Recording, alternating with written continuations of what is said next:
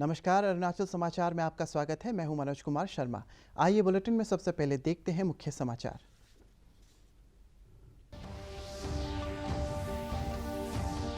रक्षा मंत्री राजनाथ सिंह ने एलओसी के कुपवाड़ा सेक्टर में फॉरवर्ड पोस्ट पर जवानों के साथ की बातचीत और उनका बढ़ाया हौसला। श्रीनगर में सेना के अधिकारियों के साथ जम्मू कश्मीर की वर्तमान सुरक्षा स्थिति की समीक्षा।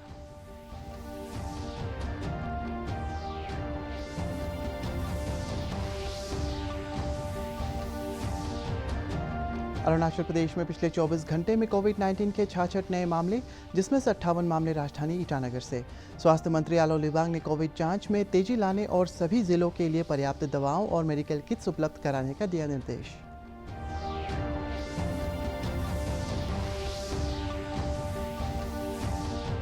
शिक्षा मंत्री ताबा तेदिर ने सीबीएसई की कक्षा 10 और 12 की परीक्षा में सफल छात्रों को दी बधाई। इस बेहतर परिणाम के लिए अभिभावकों, शिक्षकों और शिक्षा विभाग के अधिकारियों को उनके परिश्रम के लिए दी बधाई।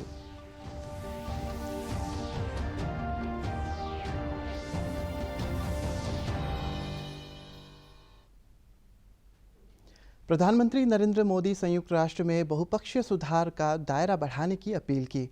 उन्होंने कहा कि कोरोना संकट के बाद के समय से इसका स्वरूप समकालीन विश्व की वास्तविकता को परिलक्षित करने वाला होना चाहिए। संयुक्त राष्ट्र आर्थिक सामाजिक परिषद को कल रात संबोधित करते हुए श्री मोदी ने कहा कि संयुक्त राष्ट्र के 75 वर्ष पूरे होने के अवसर पर वैश्विक बहुपक्षीय प्रणाली में सुधार का संकल्प लेने का अवसर है, ताकि इसकी प्रासंगिकता और प्रभावशीलता बढ़े और ये मानव केंद्रित हो सके। श्री मोदी ने कहा कि भारत ने परिषद की कार्यसूची तय करने में अपनी भूमिका निभाई है, जिन्होंने कहा कि भारत सतत विकास लक्ष्यों को प्राप्त करने में अन्य विकासशील देशों की भी मदद कर रहा है। प्रधानमंत्री ने कहा कि निचले स्तर पर उपलब्ध स्वास्थ्य सुविधाओं के कारण भारत में कोरोना से मुक्त होने की दर काफ़ी अच्छी है। प्रधानमंत्री ने भारत में समावेशी विकास के लिए किए गए प्रयासों की भी चर्चा की। प्रधानमंत्री ने कहा कि पिछले कुछ वर्षों में भारत में कार्बन उत्सर्जन में प्रति वर्ष 3 करोड़ 80 लाख टन की कमी आई है। इसके लिए गांवों में बिजली पहुंचाई गई है, 8 करोड़ गरीब परिवारों को रसोई गैस उपलब्ध कराई गई है और ऊर्जा बचत के अन्य उपाय भी शुरू किए गए हैं। India firmly believes that the path to achieve sustainable peace and prosperity is through multilateralism. As children of planet Earth, we must join hands to address our common challenges and achieve our common goals. However, multilateralism needs to represent the reality of the contemporary world. While celebrating 75th years of the United Nations, let us pledge to reform the global multilateral system. We have given the highest priority to reach benefits to poor households. We have announced a package of more than $300 billion. It will bring the economy back on track, build modern infrastructure, and put in place a technology-driven system. रक्षा मंत्री राजनाथ सिंह लद्दाख और जम्मू कश्मीर के दौरे के तहत आज LOC के Kupwara sector forward post पर पहुंचेंगे। लुकांग में रक्षा मंत्री ने भारतीय सेना और आईटीबीपी के जवानों के साथ बातचीत की और उनका हौसला बढ़ाया। श्री राजनाथ सिंह ने कल श्रीनगर में सेना के अधिकारियों के साथ जम्मू कश्मीर की वर्तमान सुरक्षा स्थिति की भी समीक्षा की। बैठक के दौरान कश्मीर के उपराज्यपाल गिरीश चंद्र मुर्मू, जम्मू कश्मीर पुलिस के महानिदेशक दिलबाग सिंह और प्रशासन के वरिष्ठ अधिकारी भी मौजूद थे। उन्होंने सशस्त्र बलों से कहा कि वे पाकिस्तान की किसी भी दुस्साहस का मुंहतोड़ जवाब दें। एक उच्च स्तरीय बैठक में रक्षा मंत्री ने सशस्त्र बलों से कहा कि वे पाकिस्तान के साथ लगी सीमा पर कड़ी निगरानी रखें। उधर रक्षा मंत्री ने अमरनाथ गुफा के भी दर्शन कर वहां पूजा अर्चना की। उनके साथ chief of army staff Bipin Rawat, सेना प्रमुख जनरल एमएम नरवणे और जिला प्रशासन के वरिष्ठ अधिकारी भी उपस्थित थे। देश में कोविड-19 संक्रमण से प्रभावित 6,50,000 से अधिक मरीज स्वस्थ हो चुके हैं। केंद्र सरकार ने आज कहा है कि कुल 6,53,751 लोग स्वस्थ हो चुके हैं। इस तरह स्वस्थ होने वालों की प्रतिशत 62.93 तक पहुंच गया है। फिलहाल कोरोना के सक्रिय संक्रमित लोगों की कुल संख्या 3,58,692 हो गई है। केंद्रीय स्वास्थ्य और परिवार कल्याण मंत्रालय ने बताया है कि पिछले 24 घंटे में 34,884 नए मामले सामने आए हैं। इसी के साथ ही देश में संक्रमित मरीजों की कुल संख्या 10,38,716 हो गई है। एक दिन में 671 लोगों की मृत्यु हो गई है। इस प्रकार कुल मिलाकर मरने वालों की संख्या 26,273 तक पहुंच गई है। इधर भारत कोविड-19 महामारी की रोकथाम के लिए टीका विकसित करने के लिए वैश्विक प्रयासों में प्रमुख रूप से शामिल हो गया है। सरकारी एजेंसियों ने कोविड-19 का संभावित टीका विकसित करने की प्रक्रिया में तेजी लाने के लिए निजी कंपनियों के साथ सहयोग बढ़ा दिया है।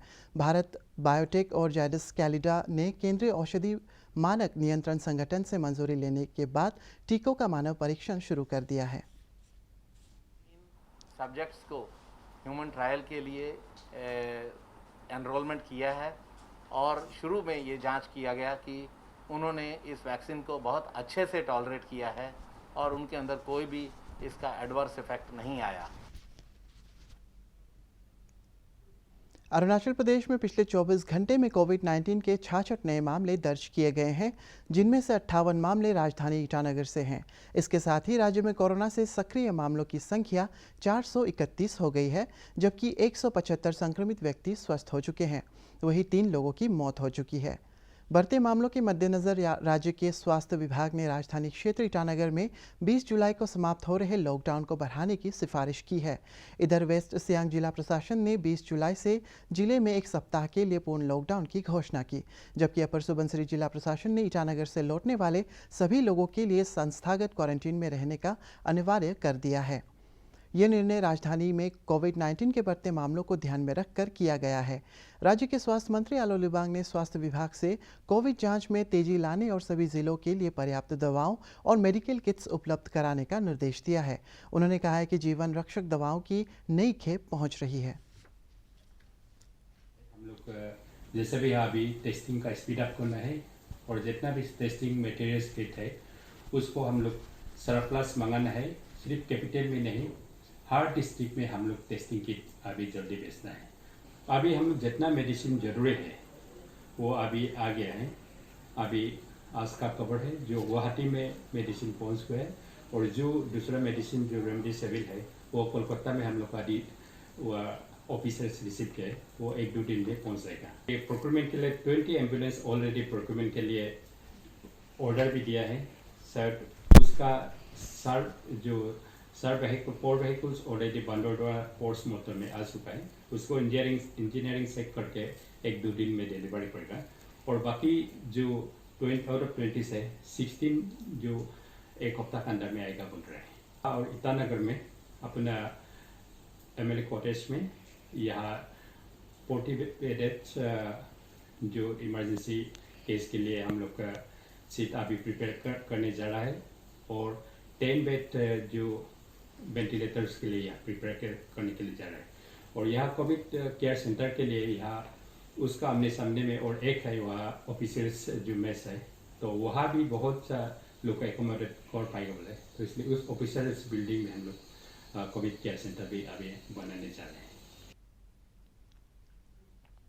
राज्य के स्वास्थ्य सचिव पी पार्थिवन ने कहा है कि कोविड-19 के बढ़ते हुए मामलों से निपटने के लिए लगातार आवश्यक कदम उठाए जा रहे हैं। आज शाम वेबिनार के जरिए संवाददाताओं को संबोधित करते हुए श्री पार्थिवन ने कहा कि राजधानी क्षेत्र ईटानगर में संक्रमण के मामले 5 दिनों में दोगुने हो रहे हैं। उन्होंने कहा है कि संक्रमण के मामलों की तेजी से पहचान करने के लिए रैपिड एंटीजन टेस्ट की क्षमता को और बढ़ाया जा रहा है। स्वास्थ्य सचिव ने बताया कि अब राज्य में प्रवेश करने वाले सभी लोगों, जिनमें अर्धसैनिक बल के लोग भी शामिल हैं, सभी का रैपिड एंटीजन टेस्ट किया जाएगा, क्योंकि इसके जांच के परिणाम जल्द ही मिल जाते हैं। इस संबंध में नए दिशा निर्देश जल्द ही जारी किए जाएंगे। उन्होंने बताया कि राज्य में 3 और कोविड जांच लैब स्थापित करने का कार्य प्रगति पर है। We are going for surveillance. We are using our rapid antigen kits. And wherever it is for confirmation, we are using the RT-PCR and TrueNet missions. At present, ma'am, we are going with the Government of India's rates. And we are not, this facility at present is not available public for testing. But at the same time, we are asking the private hospitals now to establish this rapid antigen testing facility within their premises. And because, government, we have to cater to the requirements of the COVID people. So at present, we are in position to offer the tests for all the public, whoever wants to get tested. हाल ही में CBSE की कक्षा 10 और 12वीं के परिणाम घोषित किए गए हैं। इस बार राज्य में भी कक्षा 12 में सफल होने वाले छात्रों का प्रतिशत पिछले वर्ष के मुकाबले बहुत बेहतर रहा। शिक्षा निदेशालय के अनुसार राज्य में 12वीं कक्षा में इस बार लगभग 77% छात्र सफल रहे, जबकि पिछले साल केवल 31.79% छात्र ही पास हो सके थे। वहीं हाई स्कूल की परीक्षा में भी अपेक्षाकृत पिछली बार से बेहतर परिणाम रहे हैं। हालांकि सफल होने वाले छात्रों का प्रतिशत अभी भी 50% से कम बना हुआ है। 2018-19 की हाई स्कूल परीक्षा में 41.18% छात्र ही उत्तीर्ण हो सके थे, जबकि इस साल सीबीएसई की हाई स्कूल परीक्षा में 47.21% छात्र सफल रहे।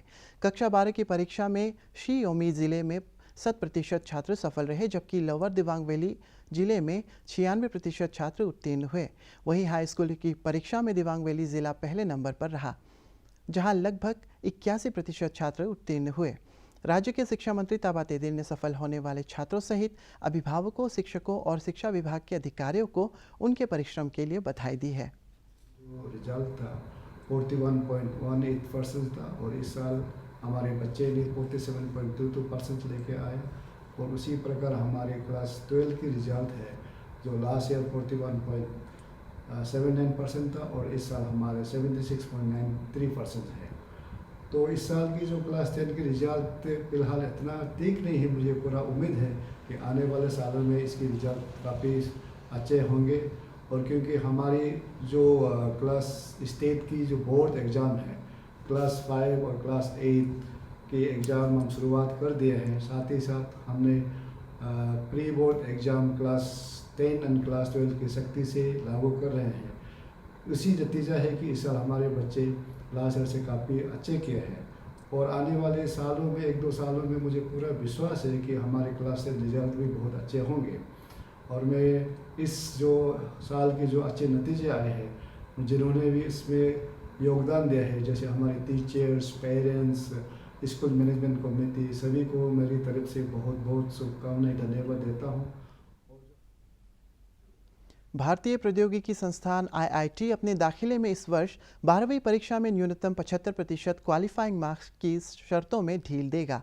आईआईटी संयुक्त दाखिला बोर्ड की बैठक में निर्णय लिया गया है कि इस वर्ष 12वीं की परीक्षा पास करने वाले सभी विद्यार्थी आईआईटी प्रवेश के लिए आवेदन कर सकेंगे। मानव संसाधन विकास मंत्री रमेश पोखरियाल निशंक ने कहा कि विभिन्न माध्यमिक शिक्षा बोर्ड द्वारा 12वीं की परीक्षाएं आंशिक रूप से निरस्त किए जाने के मद्देनज़र ये फैसला लिया गया है। आईआईटी में प्रवेश के लिए जेईई एडवांस परीक्षा की उत्तीर्ण करने के अलावा उम्मीदवारों को 12वीं बोर्ड की परीक्षा में कम से कम 75% अंक या इस परीक्षा के शीर्ष 20 परसेंटाइल में रैंक लाना जरूरी था। रेलवे बोर्ड के अध्यक्ष वीके यादव ने कहा है कि पूर्वोत्तर राज्यों के सभी राजधानियों को 2023 तक रेलवे नेटवर्क से जोड़ दिया जाएगा। उन्होंने कहा है कि ये बहुत महत्वपूर्ण परियोजनाएं हैं और ये पिछले 5 वर्षों के दौरान रेलवे की कार्यसूची में प्रमुख रही है। उन्होंने बताया कि मणिपुर, नागालैंड और मेघालय की राजधानियों को जोड़ने का काम जारी है। श्री यादव ने कहा है कि पूर्वोत्तर के शेष बचे सिक्किम, मणिपुर, नागालैंड और मेघालय की राजधानी को वर्ष 2023 तक रेलवे नेटवर्क से जोड़ दिया जाएगा।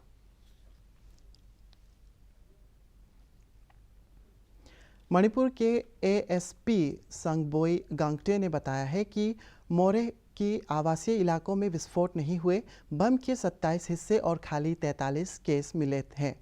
उन्होंने बताया कि ये सभी वस्तुएं द्वितीय विश्व युद्ध के समय की हो सकती है। उन्हें सुरक्षित ढंग से हटाया गया है। एक प्लॉट की ज़मीन समतल करने के दौरान ये वस्तुएं मिली हैं।